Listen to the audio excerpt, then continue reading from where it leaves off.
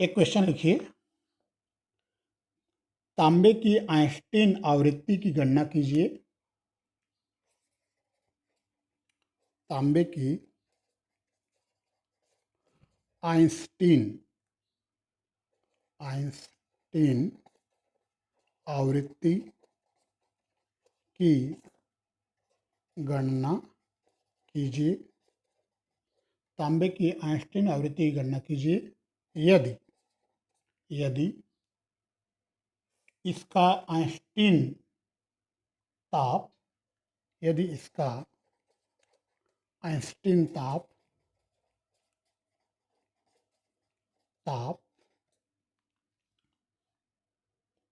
230 kelvin 230 kelvin है। Bracket में लिखो, दिया है H is equal to 6.6 into 10 to the power -34 joule है ना। अगर इसको इलेक्ट्रॉन वोल्ट में कन्वर्ट करोगे तो divide by 1.6 into 10 to the power 19 करना पड़ेगा। ये जूल में है ना, जूल सेकंड। तथा K इज इक्वल टू दिया गया है 1.38 into 10 to the power -23 joule प्रति kelvin.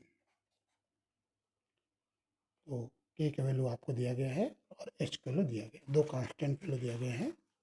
H equal to 6.6 into 10 to the power -34 joule second and K का वैल्यू दिया है 1.38 into 10 to the power -23 joule प्रति केल्विन। केल्विन वाला क्या है, कैपिटल केल्विन। ठीक है, नोट कर लीजिए। चलिए, क्वेश्चन नंबर कौन सा है ये बताओ। 28। क्वेश्चन नंबर 28 है ना। चलिए, क्वेश्चन नोट कर लिया आप लोग सभी। ये पेपर नंबर 2 का है, सेकंड पेपर का है ना, पेपर नंबर 2 का। ओके, सेकंड पेपर का है, तो सेकंड पेपर का क्वेश्चन नंबर 28 है। ओके, चलिए स्टार्ट करें। Yes sir. ओके, है ना, लिखो इसका आंसर, इसका सलूशन स्टार्ट करते हैं। ठीक है, सबसे पहले यहाँ पर आपको जो दिया गया है वो लिखना पड़ेगा। देखिए, दिया गया है कि आइंस्टीन ताप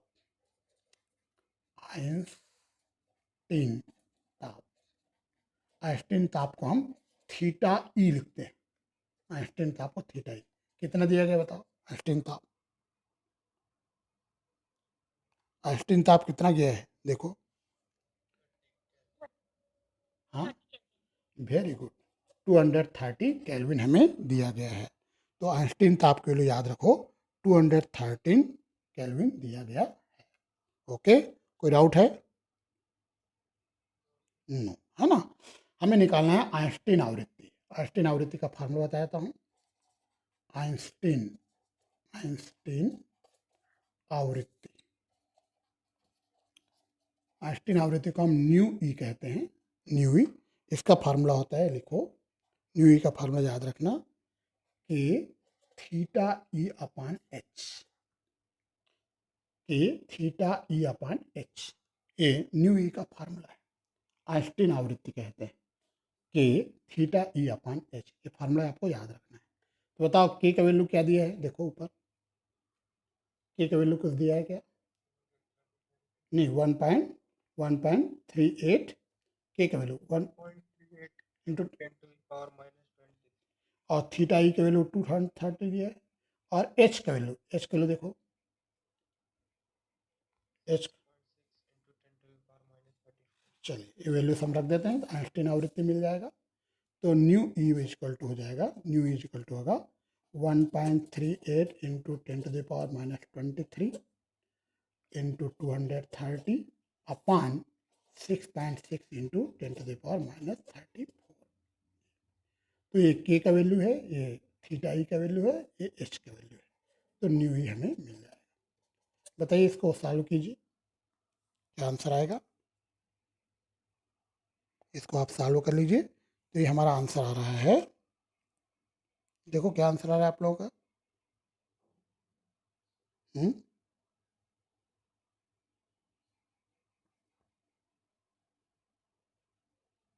देखो आंसर आ रहा है आप लोगों का। अगर ये पॉइंट को हटा दोगे तो ऐसा आएगा ना, 138/66 और इंटू है 230 और इंटू आएगा ये 10⁻⁴ आएगा -23 + 34। ठीक है, तो इसको डिवाइड करो, चलो जल्दी से। 138 इंटू 230/66 डिवाइड करो, कितना आता है, जल्दी से डिवाइड कीजिए जिनको आता है।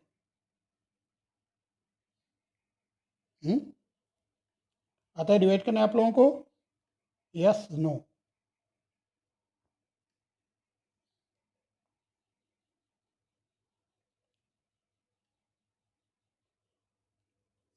ये आएगा आपका 481 लगभग आएगा, इंटू 10⁻11। देखो 48.09 into 10⁻11। हाँ ठीक है, 48.09 48.09 ना, 48.09 48.1 लिख देते हैं, 48.1 तो जाएगा, यह जाएगा 4.81 इंटू 10⁻12 लिख दो। ठीक है, 48.1 को आप लिख सकते हो 4.81 और 10⁻11 प्रति सेकंड, है ना। ये आपका आंसर आ जाएगा, एग्जाम में आएगा, बना लोगे। देखो एग्जाम में आएगा, बना लोगे, बोलो यस सर। आप बना लोगे ना। चलिए यहाँ पे 60 ऐसा आएगा ना, है ना, यहाँ डेसिमल के बाद 2 पॉइंट है ना, तो ये आएगा 4.81 इंटू 10⁻12 प्रति सेकंड आएगा। ओके, या आवृत्ति को हर्ज से नापते हैं तो हर्ज बोल सकते हो, प्रति सेकंड या हर्ज आप बोल सकते हो। ठीक है, चलिए अगला क्वेश्चन करते हैं। देखिए क्वेश्चन नंबर 29। क्वेश्चन नंबर 29 लिखो, सरल घनी क्रिस्टल में, सरल घनी क्रिस्टल में, सरल घनी क्रिस्टल में 100 110 तथा 111 तलों के बीच की दूरियों का अनुपात ज्ञात कीजिए। के बीच की दूरियों का अनुपात ज्ञात कीजिए, अनुपात ज्ञात कीजिए, के बीच की दूरियों का अनुपात ज्ञात कीजिए। सरल घनी क्रिस्टल में 100 110 तथा 111 तलों के बीच की दूरियों का अनुपात ज्ञात कीजिए। ठीक है, याद रखना सरल घनी क्रिस्टल में ए बी सी तीनों इक्वल होते हैं, है ना, A equal to B equal to C होता है। चलिए तो स्टार्ट करें, इसका सोल्यूशन स्टार्ट करें। क्वेश्चन नोट कर लिया आप लोग सभी। Yes sir. ओके, यस लिखो, सर। देखिए सरल घनी क्रिस्टल, सरल घनी क्रिस्टल के लिए ए बी और सी तीनों बराबर होते हैं। यहाँ पर ए बी सी क्या है बताया था। ए जो है एक्स अक्ष में काटा गया अंतःखंड है, बी जो है वाई अक्ष में काटा गया अंतःखंड है, और सी जो है जेड अक्ष में काटा गया अंतःखंड है। लेकिन सरल घनी क्रिस्टल में एक्स अक्ष, वाई अक्ष और जेड अक्ष में काटा गया अंतःखंड बराबर होता है, मतलब ए बी सी तीनों इक्वल होते हैं। घनाकार क्रिस्टल होता है जिसका लंबाई चौड़ाई ऊंचाई तीनों इक्वल होते हैं, है ना। तो सरल घनी क्रिस्टल में ए बी सी तीनों बराबर होते हैं। ठीक है, चलिए सबसे पहले कौन सा तल दिया गया है, देखो सबसे पहला तल क्या है बताओ, 100। पहला तल क्या दिया बताओ, 100 तलों तलों के बीच की दूरी।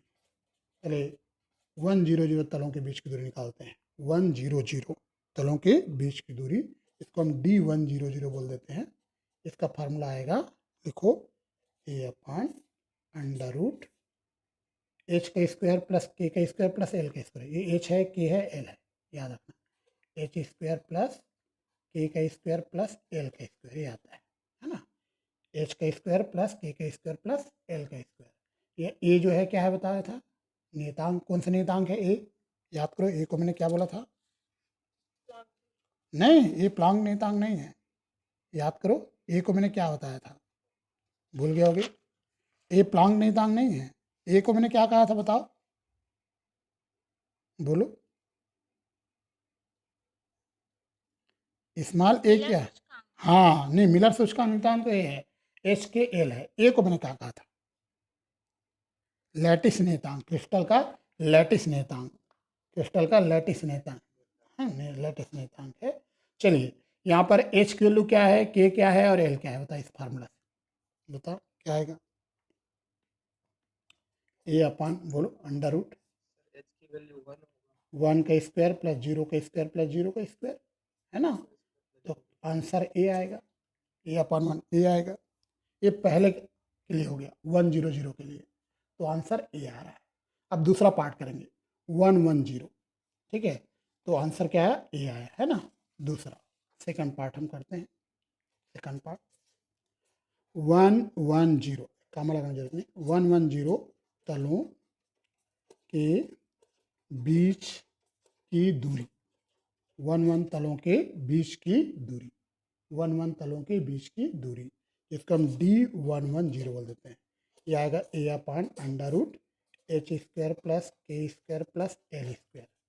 बताओ A/, यहाँ पे मिलर सूचकांक क्या क्या है, 110, तो आएगा √1 का स्क्वायर प्लस 1 का स्क्वायर प्लस 0 का स्क्वायर। क्या आंसर आएगा बताओ, A/√2 है, A/√2 आएगा, बिल्कुल सही है। तीसरा 111 तलों के बीच की दूरी, तलों के बीच की दूरी, बीच की दूरी।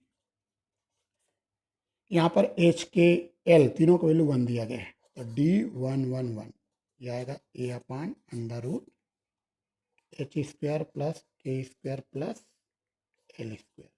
यह आएगा A/√1 का स्क्वायर प्लस 1 का स्क्वायर प्लस 1 का स्क्वायर। क्या आंसर आएगा बताइए।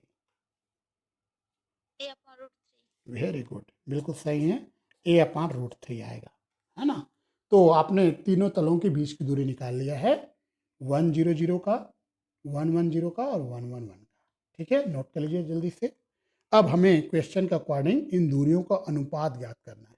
ये लिखा है तलों के बीच की दूरियों का अनुपात ज्ञात कीजिए, मतलब D00, D100, D110 और D111 तीनों का अनुपात हमें ज्ञात करना है, ठीक है। तो लिखिए, आगे लिखिए, आता है D100 अनुपात D110 अनुपात D111। इसका वैल्यू ए आया था, अनुपात इसका वैल्यू आया था A/√2, इसका वैल्यू आया है A/√3, ठीक है। तो रेशियो निकालेंगे तो ए कैंसिल हो जाएगा तीनों में, क्या आएगा रेशियो बताओ, 1/√2 रेशियो 1/√3, ठीक है। देखो, यस सर। है ना। और चाहो तो इसको और अच्छे से कर सकते हो। 1/√2 का वैल्यू क्या आएगा, डिसिमल बताओ। 1/√2 का वैल्यू डिसिमल में कितना आएगा, 0.71 आएगा। और 1/√3 का डिसिमल में अगर निकालें तो कितना आएगा, 0.58 आएगा। आप ऐसा भी लिखोगे आंसर सही है, ऐसा भी लिखोगे तो भी चलेगा, है ना। आप ऐसा भी आंसर लिखो तो भी चलेगा, इसी को डिसिमल में आप ऐसा लिख सकते हैं, ठीक है। तो 1/√2 और 1/√3 निकाल के आप लिख सकते हैं, ठीक है। एक क्वेश्चन आएगा, बन जाएगा आप लोगों से, देखो। Yes sir. ओके, ठीक है। हम आते हैं क्वेश्चन नंबर 30। क्वेश्चन नंबर 30 लिखो। लिखिए 0.44 एंगस्ट्रॉम 0.44 एंगस्ट्रॉम तरंग दैर्ध्य की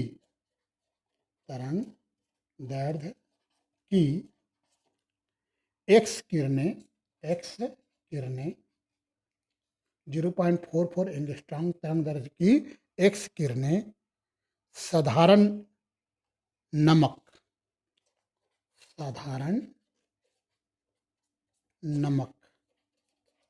नमक को हम बोलते हैं सोडियम क्लोराइड, है ना, NaCl। साधारण नमक के घनी क्रिस्टल पर आपतित की जाती है। घनी क्रिस्टल पर आपतित की जाती है।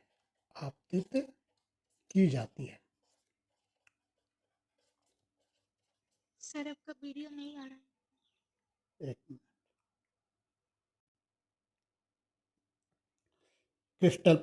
घनी क्रिस्टल पर आपतित की जाती है। क्रिस्टल में दो क्रमित तलों का अंतराल, आगे लिखो, क्रिस्टल में दो क्रमित तलों का अंतराल, क्रिस्टल में दो क्रमित तलों का अंतराल 2.814 एंगस्ट्रॉम है। 2.814 एंगस्ट्रॉम है। क्रिस्टल में दो क्रमित तलों का अंतराल 2.814 एंगस्ट्रॉम है। आगे लिखिए महत्तम तीव्रता के विवर्तन के लिए महत्तम तीव्रता के विवर्तन के लिए न्यूनतम पृष्ठस्पर्शी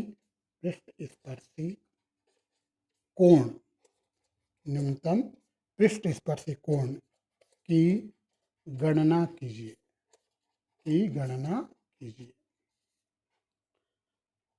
महत्तम तीव्रता के विवर्तन के लिए न्यूनतम पृष्ठस्पर्शी कोण की गणना कीजिए। चलिए, तो क्वेश्चन नोट कर लीजिए सभी।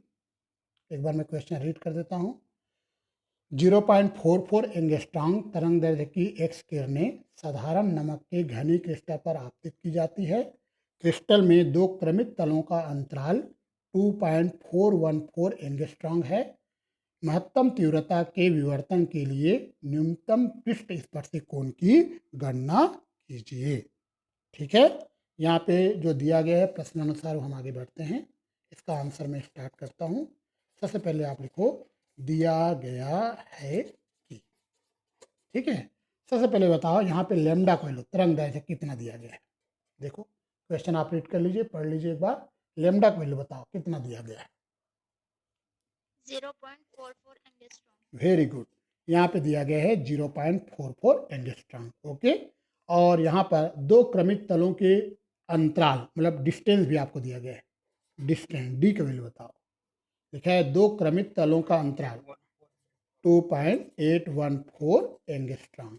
ये हमें क्वेश्चन में दिया गया है, तरंग दैर्ध्य दिया गया है और हमें अंतराल दिया गया है, डिस्टेंस हमें दिया गया है। ठीक है, न्यूनतम स्पर्शी कोण के लिए ना n के वैल्यू 1 लेते हैं। हमारे पास एक फार्मूला है 2d sine theta equal to n lambda. किसने दिया था फार्मूला, याद करो। 2d sine theta equal to n lambda.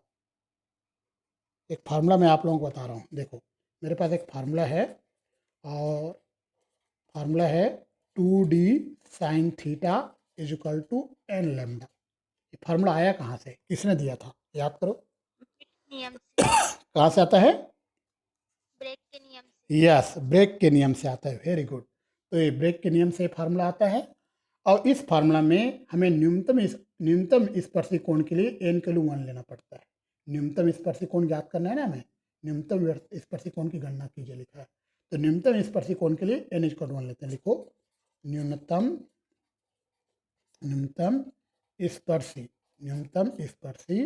कोण के लिए पृष्ठ स्पर्शी कोण बोल सकते हैं, निरंतर स्पर्शी कोण के लिए n इक्वल टू 1 लेते हैं। ठीक है, तो n इक्वल टू 1 लेंगे तो क्या होगा था, बोलो, अगर n इक्वल टू 1 ले तो क्या होगा, बोलो, 2d sine theta equal lambda आ जाएगा।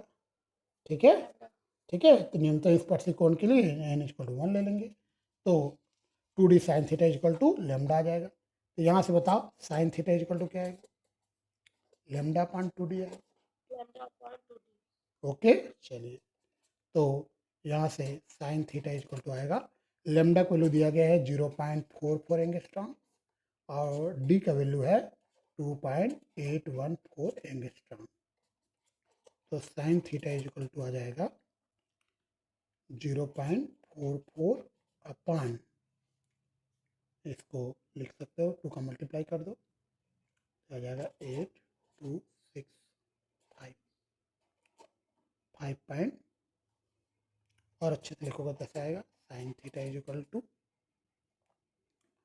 440 अपॉन 5628।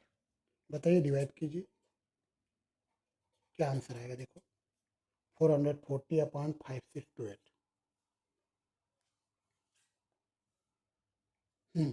क्या आएगा आंसर बताओ।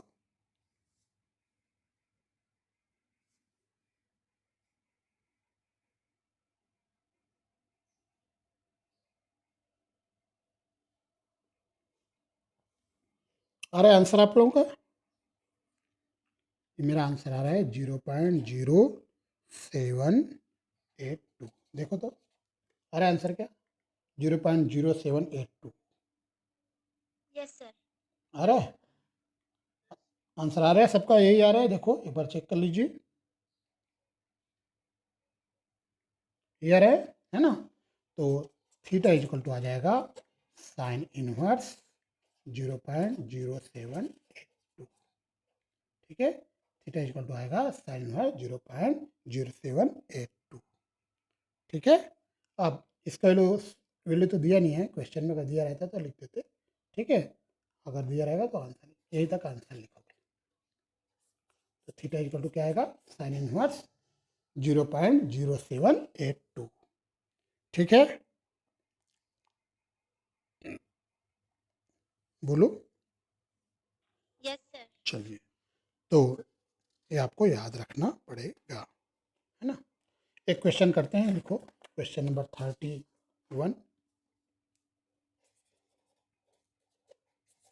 लिखिए, सरल घनाकार क्रिस्टल में, सरल घनाकार क्रिस्टल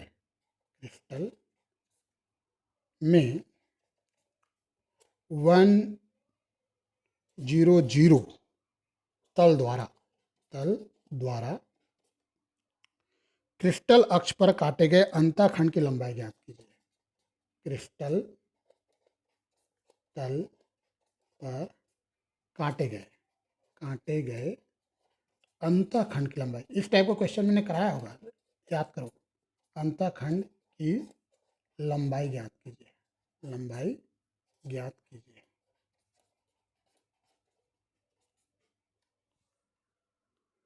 सरल घनाकार क्रिस्टल में 100 तल, यहाँ मिलर सूचकांक दिया है एच के एल का वैल्यू, आपको अंतःखंड की लंबाई ज्ञात करना है, अंतःखंड की लंबाई ज्ञात कीजिए। ठीक है, चलिए क्वेश्चन नोट कर लिए क्या आप लोग,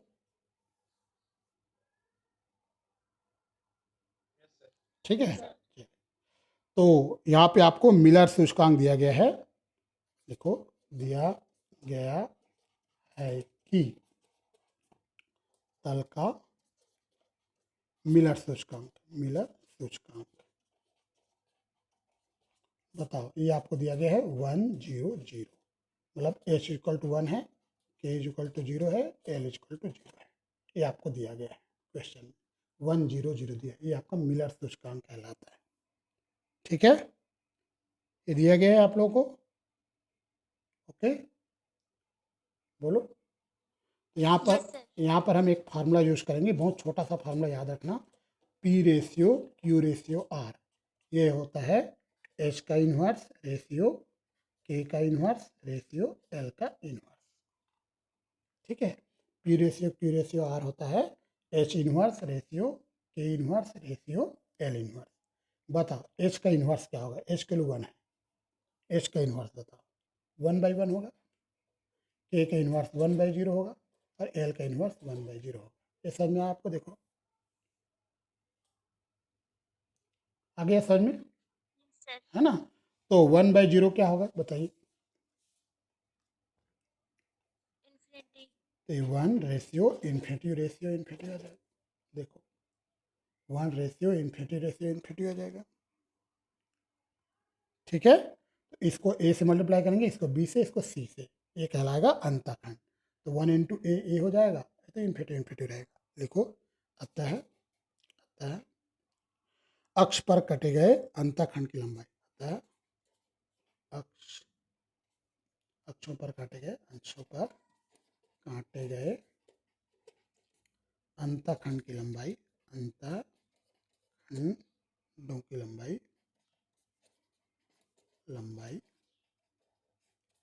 क्या आएगा, इसको ए से, इसको बी से, इसको सी से मल्टीप्लाई करो, क्या आएगा, ए इन्फिनिटी होगा।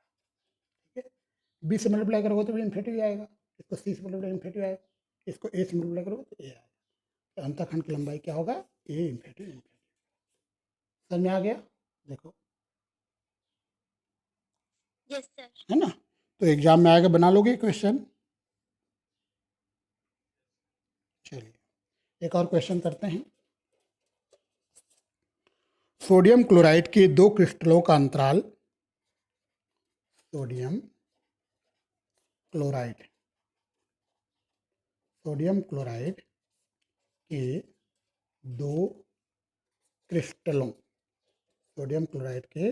दो क्रिस्टलों का अंतराल सोडियम क्लोराइड के दो क्रिस्टलों का अंतराल 2.82 एंगस्ट्रॉम है। यदि प्रथम क्रम का ब्रेग परावर्तन यदि प्रथम क्रम का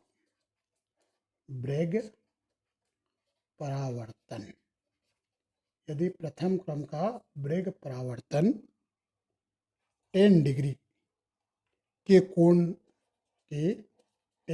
कोण पर प्राप्त होता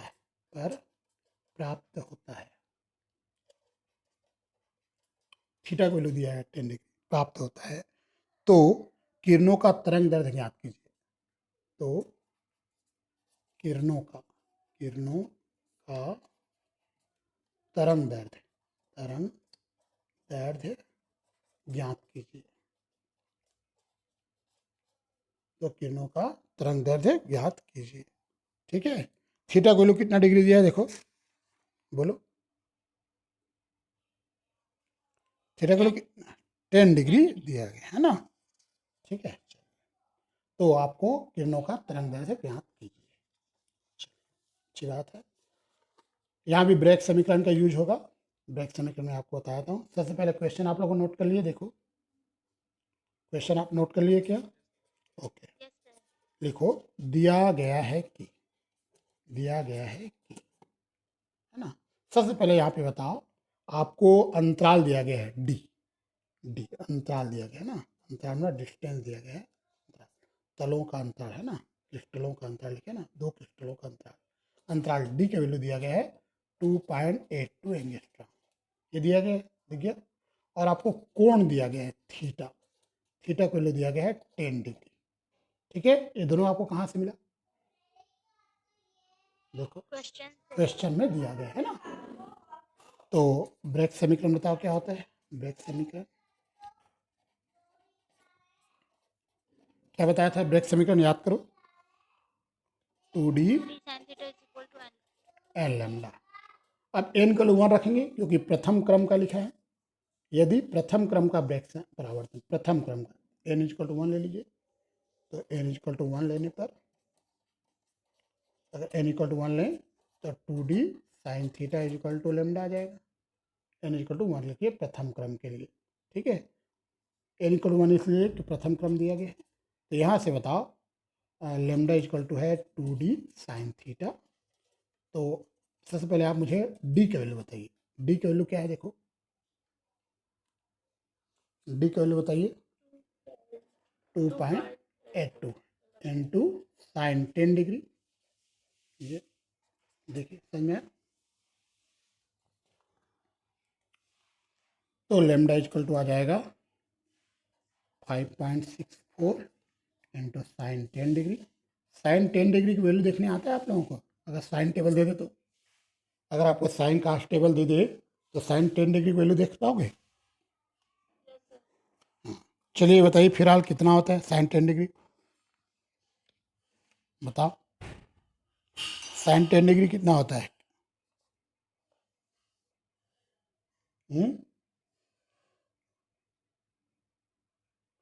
साइन 10 डिग्री की वैल्यू कितना होता है जी?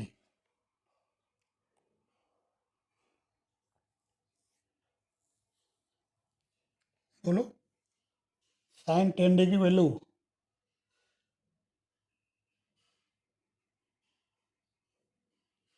बताइए साइन 10 डिग्री की वैल्यू क्या होगा?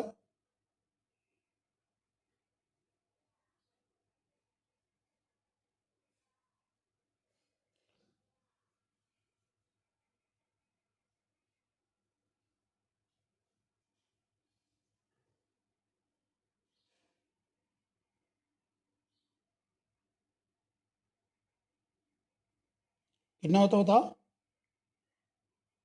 0.544 है ना, 0.544 तथा 5.64 इंटू 0.544।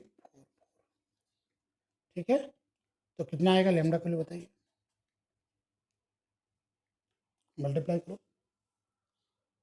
साइन 10 डिग्री के लिए होता है 0.544।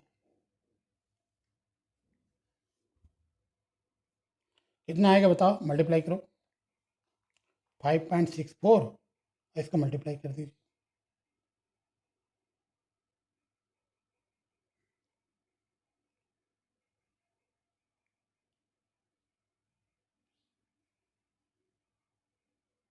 ये आ जाएगा आपका 3.068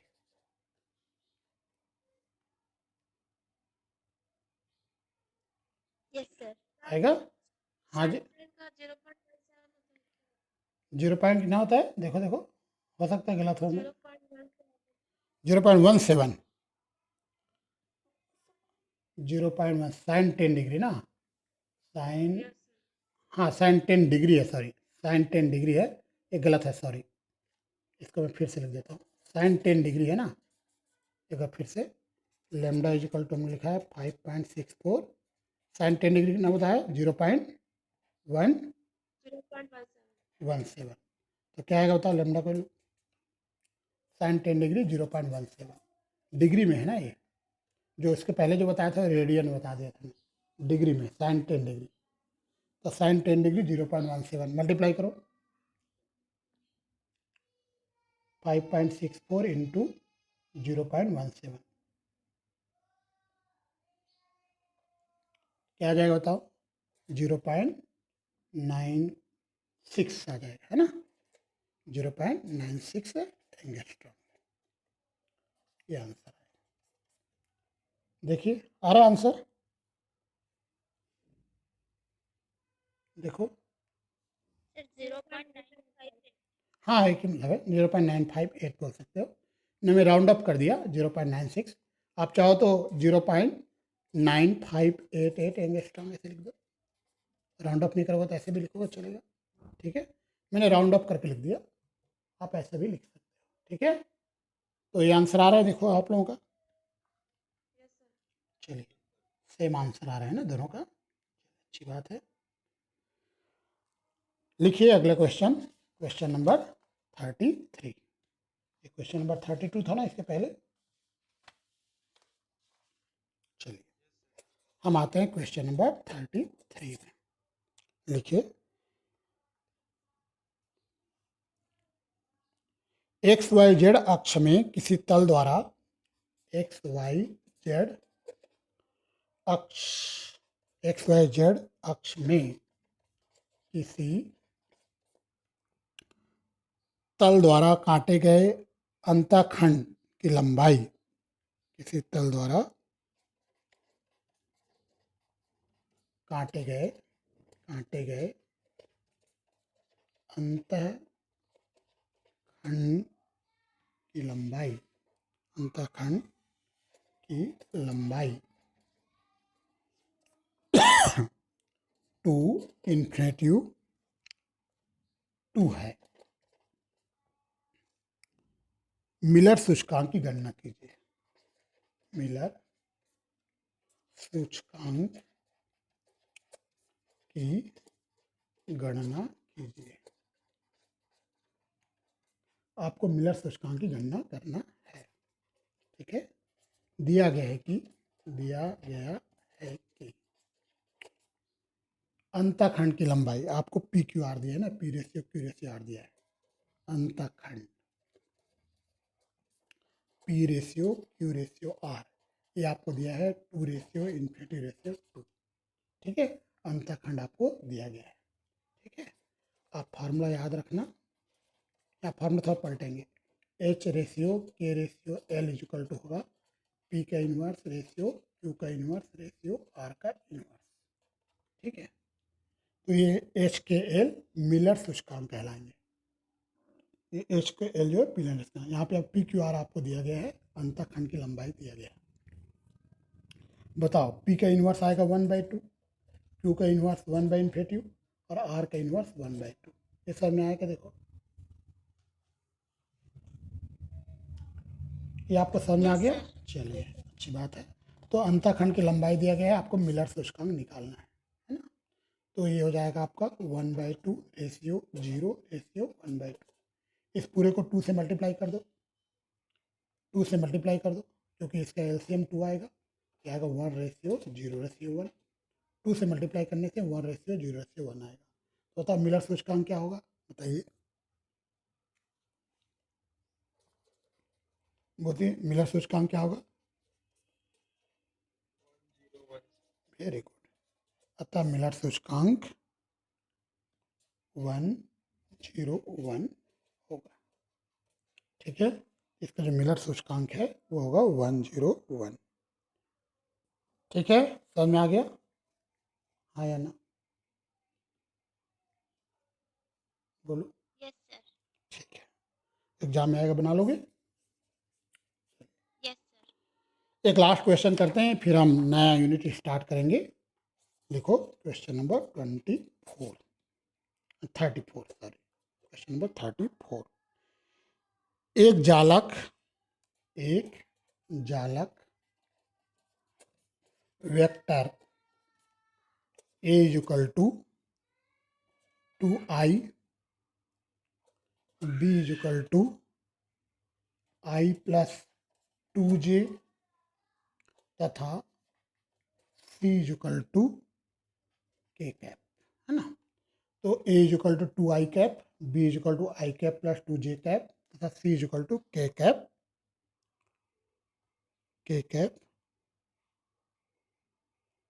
द्वारा व्यक्त किया गया है, ठीक है। आपको ए बी सी का वैल्यू दिया गया है, ठीक है। आगे लिखता है व्युत्क्रम जालक के वेक्टर ज्ञात कीजिए।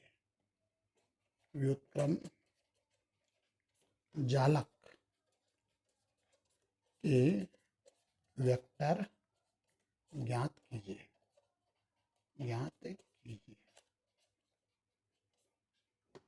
व्युत्क्रम जालक के वेक्टर ज्ञात कीजिए। नोट कर लीजिए जल्दी से क्वेश्चन।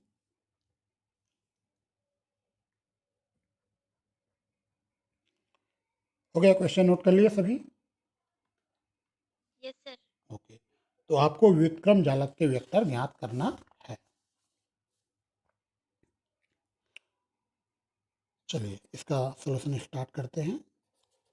दिया गया है कि आपको वेक्टर ए दिया गया है 2i कैप, वेक्टर बी दिया गया है i cap plus 2j cap और वेक्टर सी दिया गया है k कैप। ये आपको क्वेश्चन में दिया गया है, ठीक है। वेक्टर ए बी सी आपको दिया गया है। मान लो व्युत्क्रम जालक के vector A dash B dash तथा सी डैश हैं, तब अगर व्युत्क्रम जालक के vector A dash B dash C dash है, तब ए डैश का फार्मूला होता है, याद रखना, बी क्रॉस सी अपान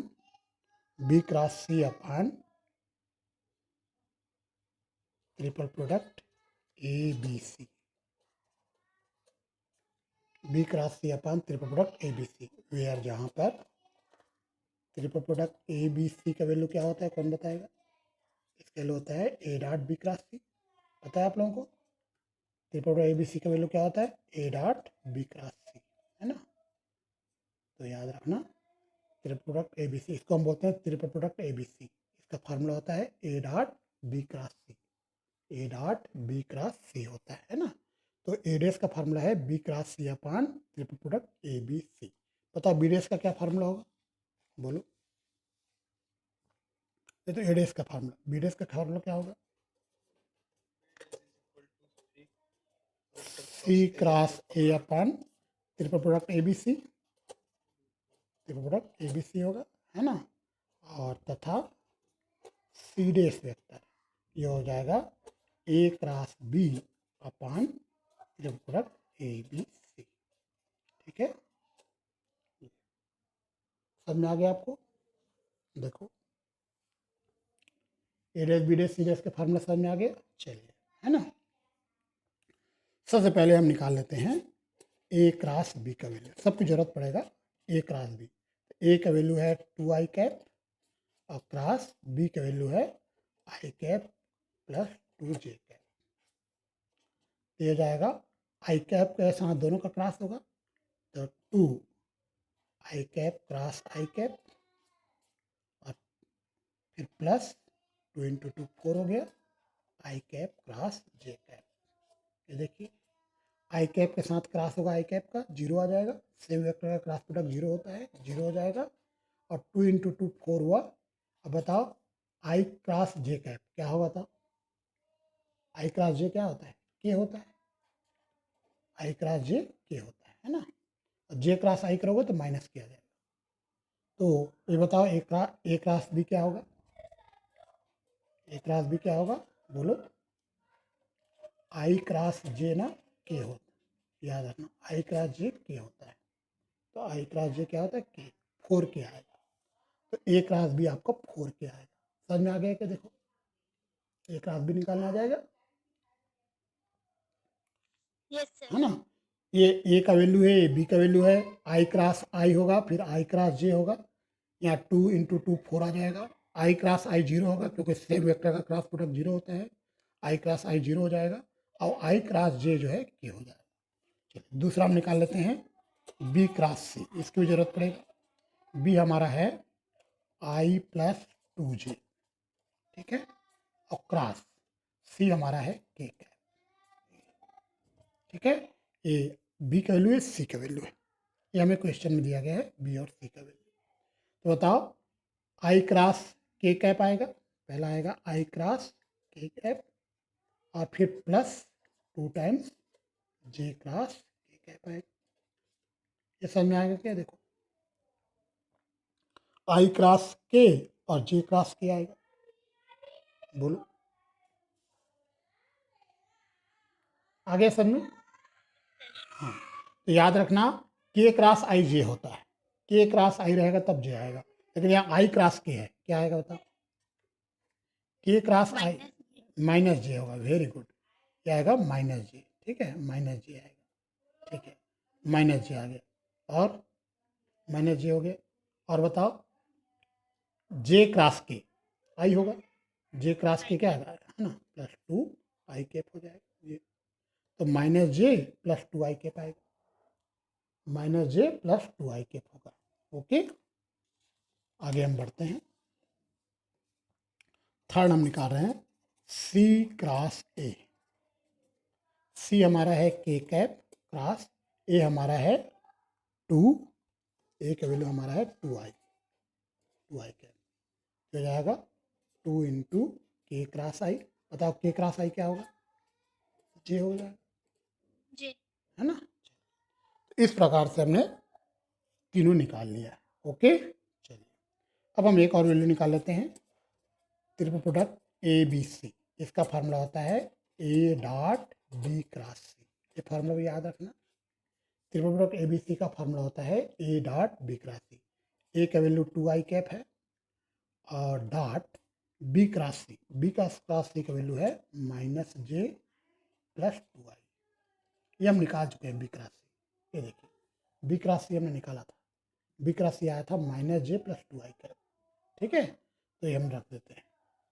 आपको पता है आई का साथ आई डॉट करेंगे तो 1 आता है और आई डॉट जे करेंगे 0 आता है। आई डॉट जे 0 आता है, -2 आई डॉट जे और plus 4 I dot I. I dot I 1 होता है, आई डॉट जे 0 होता है। आई डॉट जे 0 हो जाएगा और आई डॉट आई 1 होगा। तो आंसर क्या आएगा बताओ इसका, क्या आंसर आएगा देखो। आई डॉट जे 0 हो जाएगा और आई डॉट आई 1 होगा। तो ट्रिपल प्रोडक्ट एबीसी का आंसर क्या आएगा, 4 आएगा। ओके, समझ में आ गया। Yes sir. चलिए जल्दी से नोट कर लो सभी। अब हम निकालने वाले हैं, सबसे पहले ए डैश। ए डैश का फार्मूला होता है B cross C upon triple product A B C. B cross C का वैल्यू हमने निकाला था माइनस जे प्लस 2 आई और ए बी सी का वैल्यू 4। तो ए डैश का वैल्यू आया हमारा 1/4 माइनस जे प्लस 2 आई, या 2 आई माइनस जे लिख सकते हैं, है ना, ऐसे लिख दो 1/4 2 आई माइनस जे। ठीक है, 2 आई माइनस जे, 1/4 2 आई माइनस जे, ये ए डैश का वैल्यू निकला। ठीक है, अब इसका वैल्यू 4 आया था, इसका वैल्यू आया था माइनस जे प्लस 2 आई, ये आया 1/4 2 आई माइनस जे।